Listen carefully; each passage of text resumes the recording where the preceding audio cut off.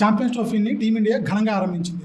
బంగ్లాదేశ్ని 6 వికెట్ల దాకా ఓడించింది. అందరూ హ్యాపీ, గెలిచేందుకు రోహిత్ శర్మ హ్యాపీ, మనం హ్యాపీ, అందరూ హ్యాపీ. కానీ ఈ మ్యాచ్లో మన టీమిండియాలో కొన్ని లోపాలు బయటపడ్డాయి అనమాట. వీటిని సర్చ్ చేసుకోకపోతే ఛాంపియన్స్ ట్రోఫీ గెలవడం మనకి కష్టం అవుతుంది. ఏంటి ఆ ప్రాబ్లమ్స్ అంటే, ఫస్ట్ ఆఫ్ ఆల్ మనం నేర్చుకోవాల్సింది క్యాచ్లు. టీమిండియా సూపర్ ఫీలింగ్ చేసింది. ఇప్పటివరకు మన మీద ఉన్న ముద్ర అదే. నేను అదే అనుకున్నా, వదిలేసిన క్యాచ్ ఉంటాయి. క్యాచ్ వదిలేయడం తప్పు కాదు, టెన్షన్ లో ఎగ్జైట్మెంట్ లో క్యాచ్ వదిలేస్తారు, తప్పులేదు. కానీ వదిలేసిన క్యాచెస్ ఉంటాయి, ఆ క్యాచెస్ తప్పు అనమాట. రోహిత్ శర్మ వదిలేసిన అక్షర్ పటేల్ హ్యాట్రిక్ క్యాచ్ చూడండి, తిట్టనమాట. ఉచ్చ ఉంటాడు, చేతులు పడుతుంది. అలాంటి క్యాచ్ వదిలేసాడు, అంతే పిసికేసాడు. నేను ఆ క్యాచ్ చూసి అక్షర్ పటేల్ కానీ నేను ఎక్కువ బాధపడ్డానేమో. First of all India match కూడా కాదు, క్లబ్ క్రికెట్ ఆడుతున్నాం. ఐపీఎల్ కూడా కాదు, గల్లీ క్రికెట్ ఆడుతున్నాం అయ్యా. హ్యాట్రిక్ తీస్తే బౌలర్కి వచ్చే మసాగానే ఊపుగానే మామూలుగా ఉండదు. ఆ టీమ్ మేట్స్ కూడా అంత ఊపు వస్తుంది. అంత హ్యాట్రిక్ బాల్ అంత సింపుల్ క్యాచ్ వస్తే వదిలేస్తావరా అనిపించింది. అఫ్ కోర్స్ రోహిత్ శర్మ అంతా బాధపడ్డాడు. బంత్ వదిలేసే రోహిత్ శర్మ నేలం కొడుతుంది చూస్తుంటే ఆ ఫ్రస్ట్రేషన్ మనకి ఎంతైతే ఫ్రస్ట్రేషన్ ఉంటుంది చూసే వాళ్ళకి, అంతకంత పడ్డాడు అన్నమాట రోహిత్ శర్మ. అలా తన ఫ్రస్ట్రేషన్ పడ్డందుకు సర్లే క్యాచ్ వదిలేసాడు, పర్లేదు పోనీ అనకూడదు కదా. అది సిట్టర్ వదిలేసింది. బాగా టైట్ క్యాచ్, బాగా లో క్యాచ్, దూకాల్సి వచ్చింది, పరిగెత్తాల్సి వచ్చింది, అందుకని చేయి జారిపోయింది అంటే క్షమిస్తాం. ఇది సిట్టర్ ఇట్లాంటి క్యాచ్. సిప్స్ రోహిత్ శర్మ అంటే 1000 పట్టాడు, 1000 పట్టాడు, అన్ని పట్టినాడు. అలాంటి క్యాచ్ వదిలేదు అసలు. ఏం చెప్పాలి, మూమెంట్ లో దురదృష్టం, నాకు తెలిసి మూమెంట్ లో అదేం లేదు కానీ దురదృష్టం. కానీ అది షాక్ అయిపోయింది అంటే, ఏంది రా రోహిత్ శర్మ క్యాచ్ వేసాడు ఇలా అనుకుంటున్నాము. అనుకుని కాసేపటికి Hardik Pandya team best fielders లో ఒకడు, అలాంటి వాడు తను వదిలేసాడు క్యాచ్. ఏందిరా ఇది, మన వాళ్ళకి ఏమైంది? ఎందుకంటే ఫస్ట్ వికెట్ పట్టే చూసారా, అప్పుడు చాలా మంచి క్యాచ్ పట్టినప్పుడు. కోహ్లీ పట్టిన క్యాచ్ మంచిదే. కోహ్లీ క్యాచ్ పట్టేటప్పుడు బ్యాలెన్స్ కోల్పోయాడు అనమాట. అంటే షేప్ లో లేడు, సరైన షేప్ లో పట్టాడు. వెళ్ళని గుడ్ చెప్పలు గుడ్. రాహుల్ పట్టిన క్యాచ్లు చూడండి, అక్షర్ పటేల్ 2 క్యాచ్లు పట్టి సూపర్ క్యాచెస్ అనమాట. నిక్స్ ప్రిన్స్ ఆఫ్ తో పట్టాడు. ఫస్ట్ క్యాచ్ అయితే తను పట్టి అప్పీల్ చేస్తుంటే అక్షర్ పటేల్కి అర్థం కాదు, నాకే వినిపించలేదే అని చెప్పి. అంత బాగా వెళ్ళడం వెలుగు. అసలు భలే ఉన్నారు మన వాళ్ళు, దున్నేస్తున్నారు. బంగ్లాదేశ్ 35కి 5 వికెట్లు పోయి వాళ్ళు 50 కొడతారా అనిపించింది. శ్రీలంకతో మనం ఆడడం గుర్తుందే, last time Asia cup final 50 all out చేసి మన గుర్తునే కొట్టేశారు. అట్లా ఆడతారు అనుకున్నాను నేను. ఛాంపియన్స్ ట్రోఫీని అలా బిగిన్ చేస్తారు, అవతల 50 ఆల్అౌట్ చేసి మళ్ళీ 5-10 ఓవర్లు కొట్టేస్తారు అనుకున్నాను. అలాంటిది అన్ని క్యాచ్ వదిలేయడమే ఫీలింగ్ బొక్క. అదే సర్లే మనోళ్ళు పుంజుకుంటారు. షమి బౌలింగ్ అసలు ఎరగదీస్తున్నాడు, హర్షిత్ రాణా కూడా బాగా వేస్తున్నాడు, అక్షర్ పటేల్ సూపర్ వేస్తున్నాడు. సో మనం త్వరగా అలౌట్ చేసేస్తాం అనుకుంటే, ఏంటిది ఆస్ట్రేలియాతో టెస్ట్ లో అన్నప్పటి నుంచి నేను ఇదే ఒక మాటికి నా ప్రతి వీడియో చెప్తున్నా. ఏంటి అంటే, రోహిత్ శర్మ ఫీల్డింగ్ లూజ్ గా ఉంటుంది, టైట్ ఫీల్డింగ్ పెట్టట్లేదు.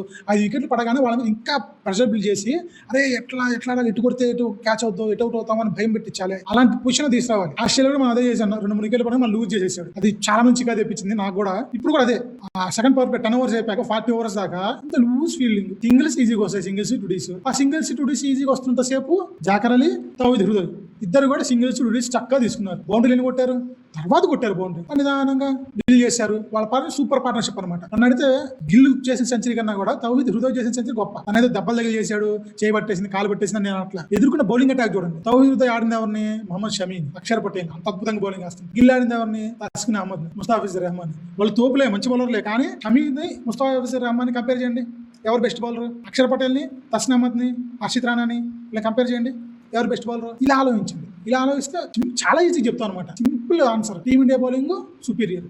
అలాంటి బౌలింగ్ ఎదుర్కొంటూ కాళ్ళ నొప్పులు వచ్చి, ఆ చేతుల నొప్పులు వచ్చి, పడి లేచి గిల్ చాలా మెచ్యూర్ ఇన్నింగ్స్ ఆడాడు. గిల్ ఇన్నింగ్స్ గురించి అసలు ఇంకో వీడియో చేయాలి. మొత్తం మెచ్యూర్ ఇన్నింగ్స్ ఆడాడు. 2019 వరల్డ్ కప్ తర్వాత ఒక టీమిండియా ప్లేయర్ చేసిన అత్యంత స్లో సెంచరీ ఇది. 120 బాల్స్ తీసుకున్నాడు. ఎందుకు తీసుకున్నాడు?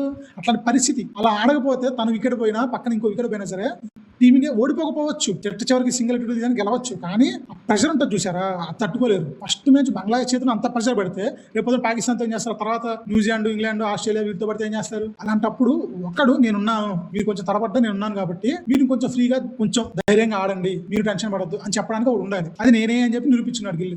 గిల్ విషయం చాలా హ్యాపీ అనమాట. వరుసగా 4వ 50+ స్కోర్, వరుసగా 2వ సెంచరీ తంది వన్డేల్లో. ఇదే ఫామ్ కొనసాగించా అంటే మనకి ఇంకొక చిక్కర్ ధావన్ దొరికినట్టు. మనకి ధావన్ కూడా ఛాంపియన్స్ ట్రోఫీ, ఐసీసీ టోర్నీలన్నీ ధావన్ ఆడేవాడు. అందుకే చాలా మంది ఫ్యాన్స్ తను మిస్టర్ ఐసీసీ అని పిలుస్తారు. అట్లా తయారవుతున్నాడు మనకి. ఇంకా మన బ్యాటింగ్ లో గిల్ తర్వాత అంతగా చెప్పుకోదగింది ఎవరు లేరు. రాహుల్ బాగానే ఆడాడు కదా అంటారు, కాకపోతే రాహుల్ కి లైఫ్ వచ్చింది, అది మర్చిపోవద్దు. కోహ్లీ అవుట్ అయింది, చాలా మంది చికా తెప్పించింది, ఇంక్లూడింగ్ నేను, మా ఇంట్లో వాళ్ళకి కూడా. అంత చికాకు వచ్చింది, అంత చికాకు వచ్చింది. కాకపోతే కోహ్లీ వికెట్ గురించి దినేష్ కార్తిక్ కూడా విశ్లేషిస్తే ఉన్నాడంటే, కోహ్లీ అవుట్ అయిన బంతి ఇన్స్వింగ్ అయింది, బాగా అయింది, సో దాన్ని బౌండరీకి తరలిద్దాం అని చెప్పి తను చాలా రూమ్ తీసుకోపోయాడు. అదే దెబ్బేసింది. బంతి కొంచెం బౌన్స్ ఎక్కువైంది, అది గాల్లో లేచి క్యాచ్ అవుట్ అయ్యారు. అది కోహ్లీ తప్పు అన్నానికి లేదు అన్నాడు డీకే. కాకపోతే ఒక పక్క గిల్ అంత మెచ్యూర్గా ఆడుతున్నప్పుడు కోహ్లీ లాంటి సీనియర్ ప్లేయర్ ఇంకా మెచ్యూరిటీ ఆడాలి కదా అనేది నా పాయింట్ ఆఫ్ వ్యూ. ఎవరి ఒపీనియన్ వాళ్ళకి ఉంటుంది. అయితే కోహ్లీ అవుట్ అవడం మాత్రం చాలా పెద్ద చికా తెప్పించింది, పెద్ద దెబ్బ అనిపించింది. రోహిత్ శర్మ అవుట్ అవడమే సగం పడిపోయింది అనమాట. వాళ్ళిద్దరు కొట్టేస్తాను అనుకున్నాను. అట్లాంటిది తను అవుట్ అయ్యాడు, కోహ్లీ అవుట్ అయ్యాడు, శేషర్ అవుట్ అయ్యాడు. ఆ టైంలో వచ్చి అక్షర్ పటేల్ తను ఏమాడుతున్నా తనకు అర్థం కాల. ఇప్పుడు మనం ఇన్నింగ్స్ బిల్ చేయాలి గిల్తో కలిసి అని తనకు అక్కల. తను వచ్చి నేను బాదాలి, భారీ షాట్ ఆడాలి, ప్రెషర్ తగ్గించాలి అన్నట్లు ఆడాడు. ప్రెషర్ తగ్గాలంటే ఇప్పుడు రాహుల్ ఆడాడు, రాహుల్ భారీ షాట్ ఆడాడు. స్టార్టింగ్ లో సింపుల్ షాట్ ఆడుకున్నాడు. అట్లానే ఆడాలి ప్రెషర్ తగ్గించాలంటే టీం మొత్తం మీద. అప్పటికప్పుడు 2 6 వాడేద్దాం అనుకుంటే అట్లే అవుట్ అవుతారు అక్షర్ పటేల్. తన క్రీజ్ లోకి వచ్చినప్పటి నుంచి భారీ షాట్ ఆడడానికి ట్రై చేస్తూనే ఉన్నాడు. అందుకే అలాంటి బాల్స్ అవుట్ చేశారు తను. కుర్రోడు రిషద్ తను కూడా బౌలింగ్ మానేస్తున్నాడు, స్పిన్ దీపచ్చని తిప్పుతున్నాడు. ఇంకా మనలో బ్యాటింగ్ లో నాకు తెలిసి హైలైట్స్ అంతే. రోహిత్ శర్మ బాగా ఆడాడు, గిల్ సూపర్ ఆడాడు, కోహ్లీ శేషర్ కొంచెం డిసప్పాయింట్ అయ్యాం, రాహుల్ బాగా ఆడాడు, అక్షర్ పటేల్ దూకుడుగాడుగా అవుట్ అయ్యాడు. ఇంకా మన బౌలింగ్ దగ్గరకు వస్తే ఏమన్నా బౌలింగ్ అయ్యాది షమీది. తనకి మోకాలు సర్జరీ జరిగాక లిటరల్ గా తను మళ్ళీ నడవడం నేర్చుకున్నాడు. అంత నడక నేర్చుకుంటూ వచ్చి మళ్ళీ నేను రిహాబిలిటేషన్ లోకి వెళ్ళి బౌలింగ్ చేయడం బిగిన్ చేసి డైరెక్ట్ గా ఆస్ట్రేలియా ఆడదాం అనుకున్నాడు. ఆపేశారు, అన్నీ అయిపోయినాయి. చివరికి ఇంగ్లాండ్ సిరీస్ లో ఆడదాం అంటే ఇంగ్లాండ్ వన్డే సిరీస్ లో ఫస్ట్ మ్యాచ్ కూర్చోబెట్టేశారు. ఎట్లా ఇలాగైతే ఛాంపియన్స్ ట్రోఫీ ఫామ్ లోకి ఎట్లా వస్తాడు షమీ అనుకున్నాను. ఏమంటే బుమ్రా మ్యాక్సిమం ఉన్నాడు అని అప్పటికి తెలిపోయింది. అలాంటి షమీ కూడా లేకపోతే టీమ్ గా బౌలింగ్ ఎంత వీక్ ఉంటుందో ఆలోచించండి. మనకి ఫ్యూచర్ స్టార్స్ ఉండొచ్చు, హర్షదీప్ సింగ్, హర్షిత్ రాణా వీళ్ళందరూ ఉండొచ్చు. కానీ షమీ బుమ్రా మీదే మనం ఇంకా బౌలింగ్ లో ఆధారపడి ఉన్నాం. ఇద్దరు లేకపోతే మన థ్రెటనింగ్ బౌలింగ్ లైనప్ కాదు. నాకు అదే అనిపించింది, ఇప్పుడు షమీ కూడా ఆడలేకపోతే ఏంట్రా అని. గ్యాప్ తీసుకున్న తర్వాత తను ఆడుతున్న ఫస్ట్ ఐసీసీ టోర్నీలో ఫస్ట్ మ్యాచ్ లో 5 ఫర్ తీశాడు. 2023 వన్డే వరల్డ్ కప్ చాలా మంది గుర్తుంటుంది. ఆ టోర్నీలో టీమ్ టాప్ బౌలర్ ఎవరంటే అందరు కళ్ళు మూసుకొని చెప్తారు. హార్దిక్ పాండే ఇంజురీ అయితే కానీ తన టీమ్ మీద తీసుకోవాలి, కానీ తన టీమ్ మీద తీసుకున్న ప్రతి మ్యాచ్ ఎరగ తీశాడు షమీ. అలాంటి బౌలర్ ఛాంపియన్స్ ట్రోఫీలో ఫస్ట్ మ్యాచ్ 5 ఫర్ తీశారు. రేపు పొద్దున పాకిస్తాన్ తో కూడా అంతే దుమ్ము దులిపేస్తే మామూలుగా ఉండదు. ముఖ్యంగా షమీ విషయం నేను చాలా హ్యాపీ అయింది. తను వికెట్ తీసేందుకు కూడా కాదు, గాయం నుంచి కోలుకున్నాక ఏ ఫాస్ట్ బాల్ కన్నా తన పేస్ పడిపోయింది. ఇప్పుడు షమీ మళ్ళీ దాన్ని రీగైన్ చేస్తున్నాడు. తన పేస్ పొజిషన్ ఈ మ్యాచ్ లో మళ్ళీ కాంటే హైలైట్స్ లో చూడండి షమీ చేసిన డెలివరీస్, పేస్ పొజిషన్ చూడండి ఎంత చక్కగా ఉందంటే.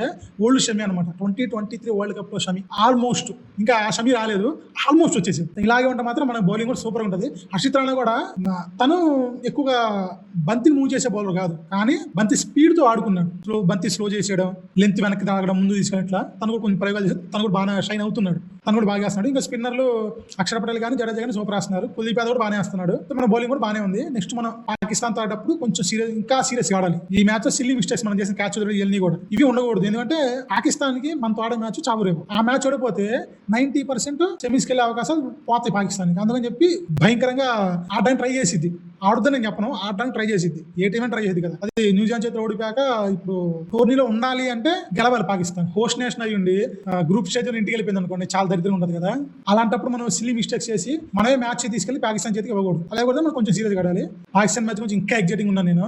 అది ఎలా ఆడతారు చూద్దాం. బంగ్లాదేశ్ తో మ్యాచ్ అయితే సాటిస్ఫాక్టరీ రిజల్ట్, కానీ ఇంకా టీమ్ ఇండియా మెరుగు అవ్వాలి అని అనుకుంటున్నాను.